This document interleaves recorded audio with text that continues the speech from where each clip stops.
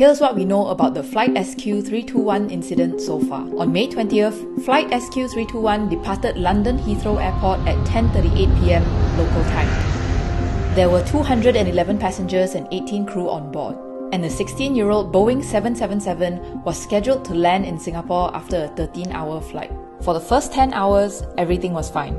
Then, the plane started tilting upwards and shaking. I started bracing for what was happening, a 28-year-old Malaysian passenger told Reuters. He had his seatbelt on, but many others did not. Just a few seconds later, SQ321 suddenly dropped in the sky. According to passengers on board, the drop was dramatic.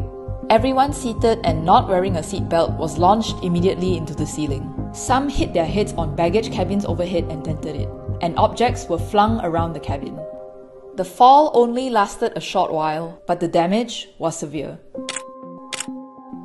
According to a passenger, the crew and people inside lavatories were hurt the most, because we discovered people just on the ground not able to get up. There were a lot of spinal and head injuries.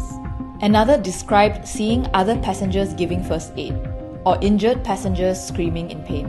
One of the crew members said it was by far the worst turbulence she had experienced in her 30 years of flying. Parts of the plane interior were also damaged. The plane was forced to make an emergency landing. It was diverted to Bangkok and it landed at 3:45 p.m. local time.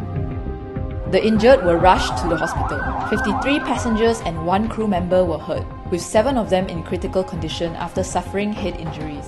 A 73-year-old British man has died and likely suffered a heart attack, Thai authorities say. No other deaths have been reported so far.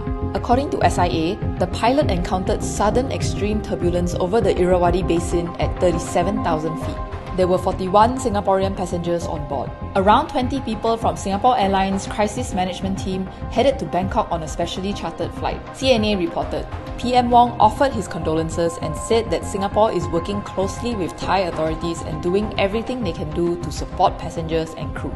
President Tharman and Minister for Transport Chee Hong Tat have also offered their condolences. US aircraft manufacturer Boeing said that it is in contact with SIA regarding Flight SQ 321. The Transport Safety Investigation Bureau of Singapore's Ministry of Transport said it is investigating the SQ 321 incident. TSIB added that it is in touch with its Thai counterparts and will be deploying investigators to Bangkok.